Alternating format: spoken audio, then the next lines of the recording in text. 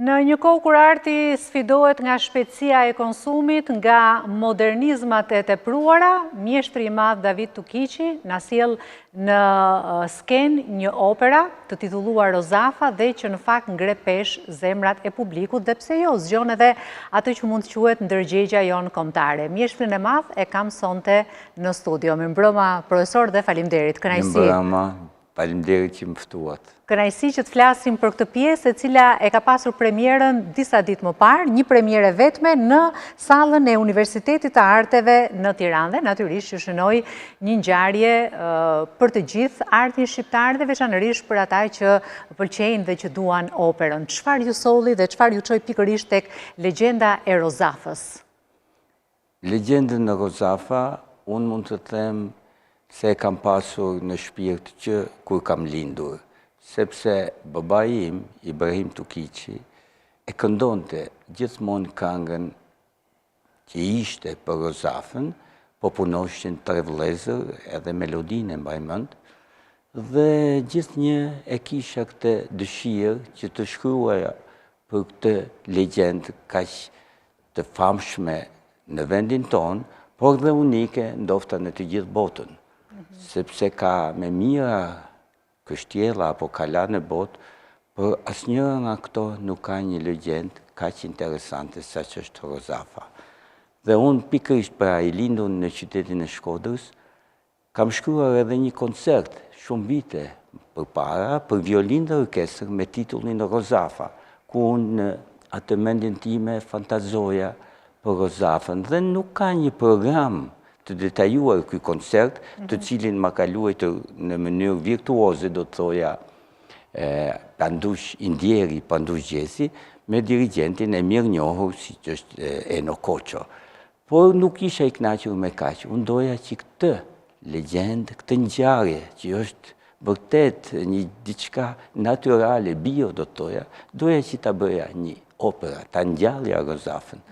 Dhe ju i bët një dhuratë publikut së bashku me tekstin e Fadil Krajës. Po, unë mora vesh që Fadil Kraja kishte bërë një dramë me titullin e Rozafa dhe shkova në Shkodër dhe takova. Nuk e njihja më përpara Fadil Krajën, kisha ndigjuar që ai kishte shkruar shumë drama të famshme dhe ai kur e takova aty, ai sikur më kishte njohur gjithë jetën. Me përqafoj me gjithë gruan e tij, pra kirurgen e famshme, dhe me ofruan një kafe bashkë me gruan time. I thash, i dashur Fadil, kam ardhur, i thash, të më bësh një libret. Po më të marrë shatë keqen, më tha, ta bën Fadili me një herë. Edhe ai ullë, shkoj në Shirok, 2 muaj, dhe për 2 muaj, pas 2 muajsh, ma dha libretin, që e bëri apostafati themi në Shkodër për mua. Dhe unë me njëherë sa po e mora, isha i mbushur, si me thanë, me dëshirën për ta bërë këtë opera, ula dhe e shkryta. E keni shkruar në periudhën e pandemisë? Pikërisht, në periudhën e pandemisë dhe në 2021 e kam përfunduar komplet operën, megjithatë sa po përfundova aktën e parë, u drejtova tek Fadil Kraja dhe ja tregova në një piano në Teatrin Migjenin Shkodër. Ai e ndigjoj me vëmendje dhe më tha, David, më pëlqen, tha, sepse e ka tharmin. Këtë fjalë nuk e kisha ndigju në njëherë, tharmë. Por një fjalë shumë e bukur, pra e kishte atë që ai e mendonte për operën. Dhe më tutje ai nuk që mirë me shëndet, megjithatë unë vazhdova dhe gjatë punës kuptova që më mungon të diçka, që ishte arja e Rozafës. Dhe ju drejtova të ndjerit Fadil Kraje, duke thënë, pa tjetër, sa më David, ta bën Fadili ty, dhe me njëherë ma bëni një arje për Rozafën shumë të bukur, dhe do të them që opera u plotësua dhe unë e përfundova. Por, për fatin e keq, do të thoja, Fadil Kraje ka ndruar jetë për para disa kohësh, dhe në vend të tij, erdhi në sallën e premierës me datë 4 prill e bija e tij, Nereida, me gjithë bazën, dhe ajo kënaqësia ime më e madhe ishte që ato ishin emocionuar dhe me lot në sy, pra më falenderuan për muzikën që unë kisha bërë. Por në këtë opera nevoja të bën që të bësh gjithë shka, ndofta nuk e kishe menduar në herë që do bëja dhe skenografin edhe regjin. Por me qenë se regjizor i famshëm që unë kisha menduar të bënte, kërkonte me të drejt një shifër që unë nuk e kisha ku të gjeja, apo dhe skenografi kërkonte po ashtu një shifër shumë të madhe, atëherë unë u detyrova dhe u detyrua të bëni gjithë shka vetë. Të bëja dhe skenografin edhe regjin, sigurisht edhe mendimin e gruas time, Alma Lundra që ja kam xherë emrin aty, sepse ajo punon shumë mirë në kompjuter, duke më ndihmuar, duke kërkuar dhe kështu më në fund arritëm të plotësojmë të gjithë komponentët e operës. Pra një punë shumë e vështirë që nga ngjizja e tekstit, tek ngjizja e muzikës e deri tek nxjerrja e produktit final në skenë me një mori aktorësh. Sigurisht. Pra një opera e vështirë dhe në shumë dimensione. Po, unë mendoj që sigurisht një opera është shumë e vështirë të bëhet vetëm si në rastin tim, por kam pasur edhe ndihmën, sepse unë kërkova ndihmë nga orkestra radio-televizionit. Në këtë rast dua të falenderoj violinistën shumë të talentuar që tashmë është drejtoresh e kësaj orkestre, drejtoresh artistike, Blerta Ristani, me të cilën unë mora një datë, sepse unë desha që ta bëj me orkestrën e radio-televizionit, ku unë kisha punuar 6 vjetë si drejtore artistik dhe njihja shumë mirë, kjo është një orkestër nderi kombit dhe me të drejtë është nderi kombit, sepse ajo ka kualitete të mrekullueshme. Për shembull, violinistja tashmë që është spala e kësaj orkestre, nuk po më kujtohet emri, apo dhe violonçelisti janë të një kualiteti jashtëzakonisht të madh dhe unë kisha interes sepse violina e parë për mua ishte zëri i brendshëm i Rozafës. Pra violina kur shoqëron është zëri i saj dhe kur ajo morroset, violina këndon, pra shpirti i saj jeton. Çfarë Rozafe është kjo që ju keni sjell në skenë, në këtë skenë? Është Rozafa tradicionale apo bashkë me Zotin Kraja ju keni sjell diçka të re? Jo, unë mendoj. Apo jeni përmbajtur legjendës tradicionale? Sigurisht, unë mendoj që muzika është ose e bukur ose e shumtuar, nuk ka kohë. Pra, po të ishte, sepse muzika plaket, atëherë nuk do të ekzistonte Bahu, që është Bibla e muzikës, që është baba i gjithë muzikës botërore, nuk do ekzistonte Beethoveni, Mozarti, ato janë shumë aktuale dhe sot. Pra, muzika është e bukur ose shumtuar, sipas konceptit tim estetik, dhe sigurisht bëhen kërkime në muzikë për të gjetur shtigje, rrugë, por që për mua, unë doja që kjo legjendë të vinte bio, ashtu naturale si që është. Dhe mjetet që unë kam përdorur të kjo opera, janë mjetet, pra janë mbështetur në jaret popullore shkodrane, që është muzika më e bukur, do të thoya që ekziston, jo vetëm në Shkodër, po në përgjithësi, në gjithë Shqipërinë do të thoya, jaret janë të famshme. Unë jaret shkodrane mund t'i krahasoj me arjet më të bukura që ekzistojnë në operën italiane, të cilat janë patrimonio e botës, operat italiane. Dhe kjo ishte dëshira ime, që unë të bëja një opera që të emocionoja njerëzit. Nuk isha dëshirë të tregoja se unë njoh këto teknikat moderne, apo njoh kompjuterin, apo një muzikë që bëhet me kompjuter. Jo, dëshira ime ishte që sikur se 4 vjeç kisha marrë pjesë te Madame Butterfly, dhe kur ajo nëna japoneze që do vriste veten mbyll syt dhe unë dëgjoja të qarat e publikut, unë imagjinoja që edhe Rozafa, kur do shtrihej të morosej dhe i shoqi i binte fëmin, të emocionoja njerëzit. Dhe me sa pash në premierën që u bë me 4 prill të këtij muaji, njerëzit ishin emocionuar dhe nuk e dia kanë derdhur në i piklot. Kanë derdhur dhe mpresat e tyre kanë qenë të jashtëzakonshme, megjithatë më lejoni të lexoj, do të lexoj fillimisht njërin prej tyre nga Claudio Schirinici, i cili thot: "Ende ja vlen të jetosh kur vije në skenë vepra të një kalibri spektakolar, të përsosur dhe magjepsës, që japin hije jo vetëm muzikës, por një mjedisi qiellor koral, që ndërthur feminizmin me besnikëri ndaj gjithçkaje që aspiron. drejt saj, një vepër tërheqëse majgjepsëse që arrin majët e sovranitetit me zërin e fuqishëm të Josif Gjipalit nga të paktët që kanë mbetur në skenën botërore. David Tukiqi, shkruan ai, nënshkruan një kryevepër mes modernitetit dhe një kohe të lashtë që ishte historia e vendit të tij ballkano-shqiptar. Unë nuk e dija, ky personazh do ta quaja, kishte qenë në sallë, është një kritik shumë i famshëm në Itali, pikërisht ai shkruan kritika në Scala di Milano. Dhe kjo që ka shkruar zotëria për mua është një kompliment shumë i madh dhe e vlerësoj shumë këtë kritik. Por krahas tij në atë Facebookun tim, shoh që kanë shkruar me mira njerëz të cilët unë nuk i njoh, të cilët janë emocionuar dhe shpresoj që edhe sonte kur kjo vepër të shfaqet në radio televizionin shqiptar në orën 11:35, shpresoj të emocionoj njerëzit në televizion ashtu sikur se i ka emocionuar në sallë. Në sallë, padyshim. Dua të lexoj pak edhe diçka që ka shkruar diplomati Mal Berisha, i cili thot në një atmosferë solemniteti dhe mjedisit të veçantë artistik, salla Universitetit të Arteve në Tiranë u shndërruan në një tempull të artit lirik, në pritje të kësaj ngjarjeje të veçantë kulturore, pra premierës së operas Rozafa. Nga nota e parë deri në të fundit vepra përcolli ngarkesë të thellë emocionale dhe forcë dramatike. E kompozuar nga David Tukiqi, bazuar në libretin e të ndjerit Fadil Kraja, e shoqëruar me mjeshtri nga Orkestra e Harqeve të Radio-Televizionit Shqiptar në drejtimin e saktë dhe profesional të dirigentit Olsi Qinami, ajo e mbajti audiencën pa frym. Në tërë zhvillimin e saj dramatik, muzikor dhe skenik është një mesazh i gjatë që i përcjell në rrjetet sociale, por që shpalos më së miri atë që kanë ndjerë spektatorët në sallë.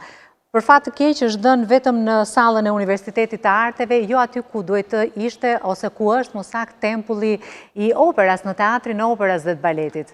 Por në këtë rast unë përsëri pata vështirësi sigurisht ta vendosja në Teatrin e Operës dhe Baletit, që unë është një ëndër e keqe për mua ajo periudhë që kalova me Teatrin e Operës dhe Baletit, për fat të mirë tashmë aty është një drejtor i cili është bashkëpunues me artistët dhe më ka ndihmuar mua sepse mundonin kostumet në rastin e operës, kostumet e kësaj epoke dhe i kam marrë në Teatrin e Operës dhe Baletit dhe unë pra dua ta falenderoj zotin Naçi me këtë rast, por pa harruar të falenderoj Erald Bakallin, rektorin e Universitetit të Arteve, i cili është treguar dashamirësisht në fillimet e mia, duke më ofruar korin e studentëve, të cilët më kanë surprizuar. Unë e dija që të rinjt kanë energji shumë të mëdha,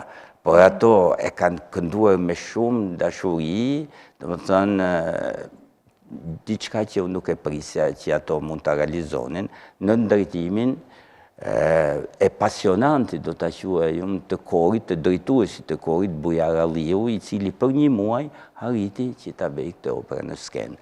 Gjithashtu, unë në Universitetin e Arteve gjeta një bashkëpunëtor, disa profesor, si që është Josif Gjipali, që është një tenor botëror, jo vetëm shqiptar, po botëror, apo Ardita Meni, që luante rolin e Rozafës, e cila që një surprizë shumë e këndshme për të gjithë.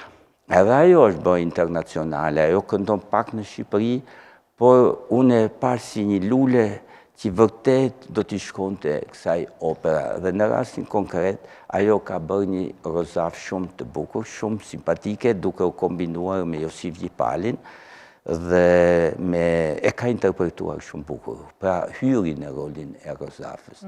Pastaj pata fatin të kem Mariana Lekën në rolin e nënës, është një soprano e mrekullueshme, një interprete e cila e thot fjalën, i kupton çdo gjë kur ajo këndon, apo Armando Likaj, i cili është vërtet një bariton i niveleve internacionale, ai është besnik i Teatrit të Operës dhe Baletit, po ai do këndonte pa frikë në të gjitha teatrat më të mëdha. Pra një kast i jashtëzakonshëm që do të meritonte edhe pse jo një premierë ndërkombëtare.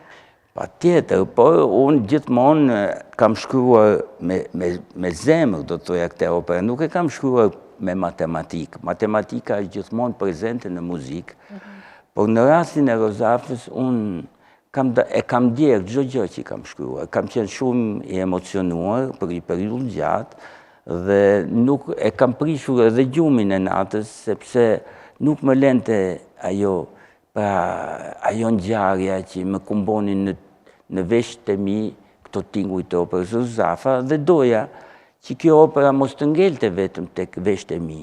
Ta ndigjonin edhe shqiptarët e tjerë, ta ndigjonin veçanërisht shkodranët, përderisa dhe unë jam shkodran dhe jam shumë, do të thënë, i kënaqur që kam bindur në Shkodër dhe doja patjetër dhe shpresoj, çdo vit kam shkuar në Shkodër duke kërkuar që ta vendosja atje në teatrin Migjeni. Po ishte e pamundur për arsye të fondeve të tjera. Ndoshta edhe për arsye logjistike, mungon një sallë aq e mirë që të ketë akustik për... Jo, kjo salla ku unë e vendosa është për mua sallë shumë e mirë, salla Universitetit të Arteve. Jo, në Shkodër flasë. Po, dhe në Shkodër teatri Migjeni mendoj që është, po, ndoshta e kanë mbyll atë gropën e orkestrës, po, bëhet diçka për ta hapur, sepse mirë është që orkestra të ketë vendin e saj aty në grop, që mos të shqetësoj, si më thënë, ngjarjen. Po të kesh dëshirë, gjithçka realizohet, mendoj. Dëshirë dhe dashuri për ta bërë diçka. Mjeshtër, vendosja e një opere shqiptare në skenë është eveniment, sepse zakonisht ka pak produkte shqiptare. Po do të thoja që operat janë gjini të mëdha, është gjinia më e madhe. Dhe kërkojnë një pjekurit të jashtëzakonshme artistike, profesionale, shpirtërore të atij që shkruan. Po të shi ndofta ka ardhur mosha që unë jam i lidhur me këtë gjini, sepse edhe babain e kam pas artist të madh të operës dhe të këngës popullore. Ibrahim Tukiqi, artisti i popullit, e njohin të gjithë, dhe ai bashkë me vllajën tim, Genc Tukiqi, edhe me motrën time, Leila Tukiqi, na ka edukuar që ne me punë mund të arrijmë gjithçka.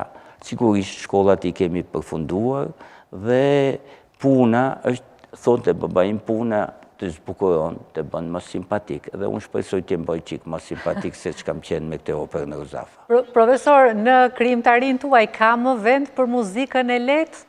Me këngë të tilla si e famshmja Sagapo? Po, tash kënga është një gjini shumë e bukur, po është edhe shumë e vështirë. Duhet t'i përkushtohesh këngës. Ju pëlqen kjo muzika e sotshme dhe mënyra se si kompozohet? Po unë do të thoja... Në shumë stil, në stil tallava? Po tash nuk do t'i hyj këtij diskutimi, se është një diskutim shumë i gjatë dhe i thellë. Por në kohën që kam kompozuar unë këngë, i jepej shumë rëndësi tekstit. Teksti është shumë i rëndësishëm në një këngë. Dhe përveç saj, ai që bën muzikën, sipas meje, duhet të jetë profesionist. Nuk mund të ulet kushdo të thotë që do bëj dhe tekstin, do bëj dhe muzikën dhe do ta këndoj këngën. Sot kompozojnë muzikë edhe njerëz që nuk i din notat fare, sepse mjafton të kesh një kompjuter dhe je bërë dhe kompozitor. Pikërisht, këtu do të thoja këtë, që për të bërë një këngë, në atë kohë unë isha në rinin time, dhe rinia është ajo që është më afër këngës, se është gjinia më e vogël, po edhe shumë e vështirë, sepse brenda 3 minutave ti duhet të japish një mesazh ndoshta shumë të rëndësishëm, siç ishte rasti i këngës Sagapo të dua, të cilën unë e bëra pikërisht sepse ishte ai pasionanti, do të thoya, i madh i teksteve, i muzikës, si ishte Alqi Boshnjaku, i cili ma solli tekstin duke në një ditë me shi para festivalit, sepse mamaja ti ishte minoritare dhe baba ishte shqiptar dhe ishte dashuria e prindve të tij. Dhe ai ma solli... Dhe japse teksti Sagapo të dua. Sagapo, ai thot shqiptari, thot si thonë në gjuhën e nënës tënde të dua. Megjithatë, nuk ishit ju që do të këndonit. Jo. Ishte parashikuar të këndonte dikush tjetër me Nertila Kokën. Po, unë mendova ta bëj këtë, e bëra përgjysore këngën, edhe shkova te Alqi, thashë bërë, si më, po i thashë mbarova, sepse ishte teksti shumë që më preku, dhe mendova, thash, do ketë sukses, si kur ta këndoj Nertila Koka dhe Ndriqim Gjepa, që ishte Ndriqim Gjepa aktor i famshëm dhe është prap, Po që unë mendoj të dy aktorë, këto do të interpretojnë këtë këngë, një mrekulli, thash nofta do këtë. Se refuzoi ndryqimi? Po ndryqimi edhe këndonte bukur, por nuk ishte mësuar të këndonte. Ai ishte mësuar të aktoronte në film apo në teatr, po kur u gjinë para fakti që do delte në festival, ditën para fundit, më tha David, unë nuk dal dot. Po pse i thash, po ti je njeriu i skenës, jo tha, me këndu nuk këndoj dot.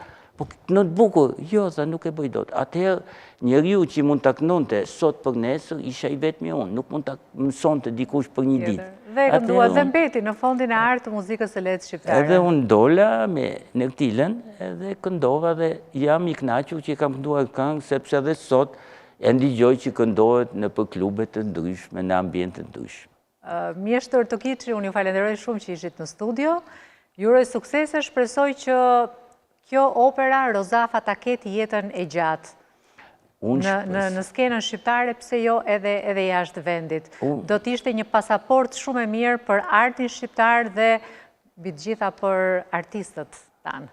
Faleminderit. Faleminderit që ishin në studio dhe që erdhët nga Durrësi. Faleminderit shumë për ju. Faleminderit. Faleminderit. Nderuar teleshikues, ne do të kemi pak minuta publicitet, mos u largoni sepse si çdo të mërkurë kemi rubrikën që unë i them me mendjes dhe shpirtit, një grusht librash. Kësaj here bisedojmë me regjizorin Armand Bora, i cili sjell një libër që është vlerësuar me çmimin Kadare për vitin 2025. Ata që mbijetuan. E ndiqni më njëherë pas publicitetit intervistën dhe ju falenderoj që na ndoqët. Miropafshim nesër. Faleminderit.